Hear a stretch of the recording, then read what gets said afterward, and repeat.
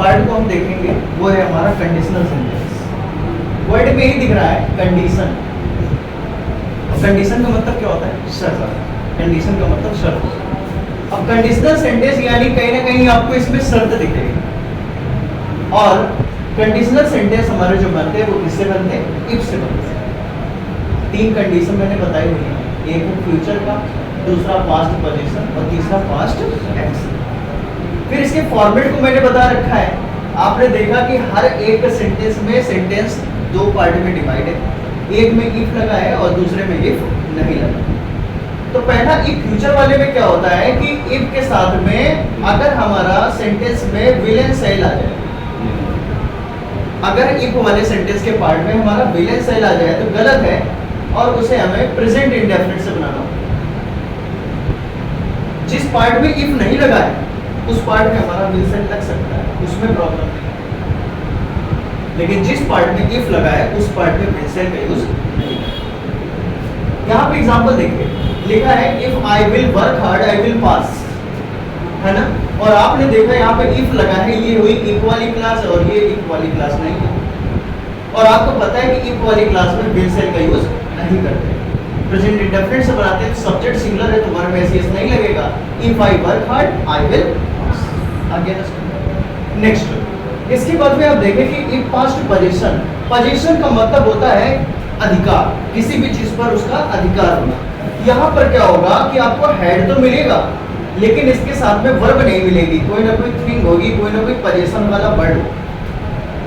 और हेड के साथ में आपको पता है वर्ब की थर्ड फॉर्म आती है, लेकिन यहाँ पर वर्ब नहीं होगी, यहाँ पर कोई ना कोई पोजीशन दिया हो। तो दूसरा वाला सेंटेंस का जो पार्ट है वो बेटा बनेगा वुड से, और वुड के साथ वर्ब की फर्स्ट फॉर्म आएगी। ओके, जैसे सेंटेंस दिया है if I had a pen I would write. अब आप देख रहे हैं कि पहला वाले पार्ट में इफ लगा हुआ है और यहाँ पे हैड भी लगा है, लेकिन हैड के साथ में वर्ब नहीं दी हुई है, अब पेन दिया है, और ये हमारा पोजीशन वाला वर्ड है। अब इसके बाद में जो दूसरा पार्ट मैंने बताया वो किससे बनेगा? Would plus verb first form से, तभी आप देखें आई वुड राइट, और ये सेंटेंस कैसा है? करेक्ट। इसके बाद में थर्ड आते हैं, यहाँ पर देखिए पास्ट के साथ में एक्शन, और एक्शन का मतलब वर्ब। अब हेड के साथ में आपको वर्ब मिलेगी, पर यहाँ पे भी फॉर्मेशन बिल्कुल वही है, और इफ वाली क्लास में आपको हेड के साथ में वर्ब मिल जाएगी, और आपको पता है हेड के साथ वर्ब की कौन सी फॉर्म आती है? Third form. अब हेड के साथ वर्ब की थर्ड फॉर्म, तो बेटा याद रखना है कि दूसरा वाला जो सेंटेंस का पार्ट होगा वो वुड हैव से बनेगा, और वुड हैव के साथ वर्ब की कौन सी फॉर्म? Third form. ओके, जैसे सेंटेंस है इफ आई हैड, अब आपने देखा हैड है, वर्कड हार्ड, अब आपने देखा वर्ब की कौन सी फॉर्म? थर्ड फॉर्म, वर्ब आ गई।